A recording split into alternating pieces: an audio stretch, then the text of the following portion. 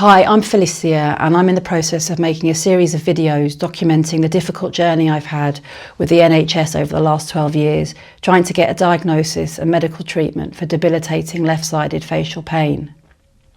I'm making these videos in the hope of seeking intervention, but also to raise awareness about the issues I face to prevent these failings from happening to others.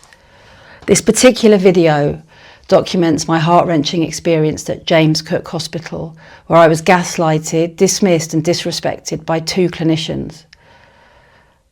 I put my trust in a medical system in the hope of finding answers and relief, but instead I was treated with disregard and cruelty. And this is a critical element of my story that needs to be told, as does the emotional and psychological impact of gaslighting in healthcare. The radiology images that you've just seen on the screen were done at NHS Lothian, but I never got any answers about them because the consultant didn't give me a follow-up consultation. I took these CT images to see an oral maxillofacial surgeon at James Cook Hospital in 2022, and I asked him rational and measured questions about the asymmetry in my face and the dense areas of white on the left side of my face.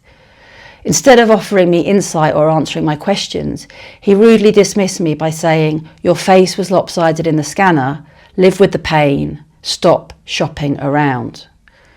This wasn't just unhelpful, it was gaslighting. To be clear, my face was in a cage during these scans and my face was centralised. It was not lopsided. He also didn't see me go into the scanner. These were done in Lothian 2 years previously and he's in Middlesbrough. And unless he's got anterior telepathic vision, he couldn't have seen me. This kind of gaslighting is frightening and it can leave patients feeling confused and questioning their own judgement. And it's particularly frightening when a powerful male clinician does it to a woman. I didn't feel I could answer back and I felt silenced. This clinician told me that he would get to the bottom of my problem and he would leave no stone unturned. He said he was going to do an MRI scan of my parotid gland and of my brain.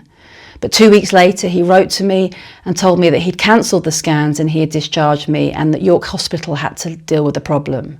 So he left me with no care and no answers and once again deflected responsibility back to another trust. My experience with the infectious diseases consultant was no different. When I went to see the infectious diseases consultant, I asked him about why these antibiotics that I've been taking for 12 years control my symptoms when I'm on them, but when I come off them, my symptoms return. And he rudely replied by saying that the antibiotics are a placebo effect, which invalidated the therapeutic effect and insinuated that I was imagining the therapeutic effect, neither of which are true. It was also very disrespectful to the clinicians who are prescribing these antibiotics, as it seems to question their judgment. He did no test of his own, but he took no account of the findings, the blood test results over the years, which have shown consistently raised neutrophils, MCMHC, high hematology counts, and white blood counts.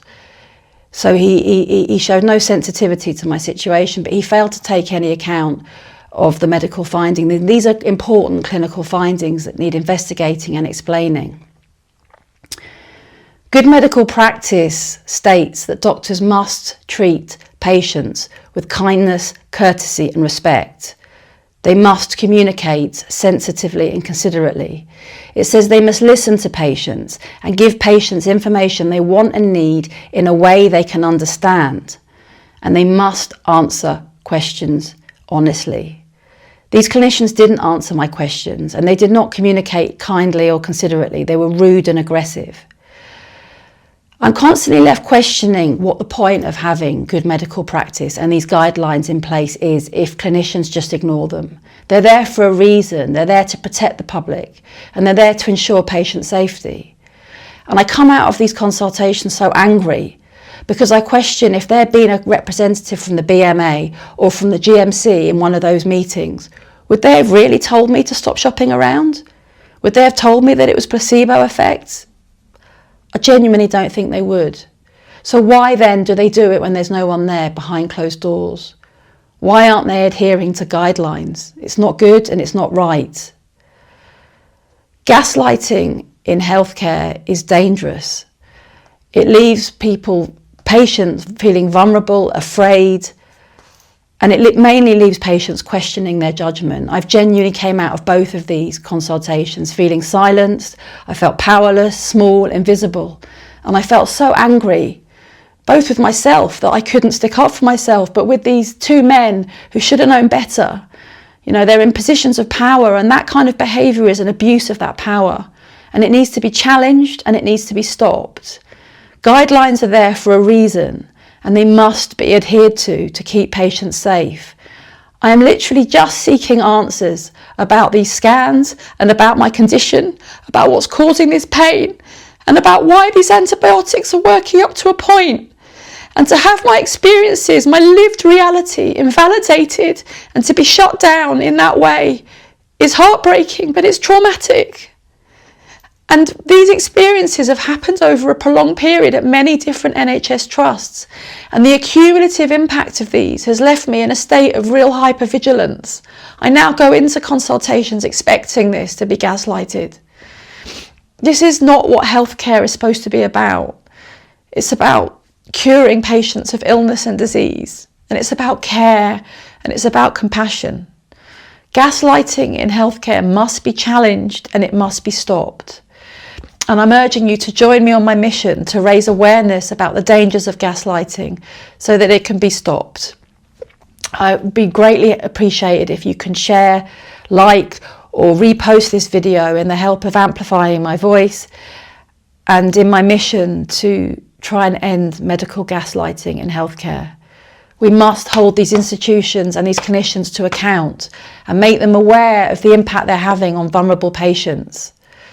This behaviour is not okay, it's dangerous and it's harmful, and it's not what healthcare is about.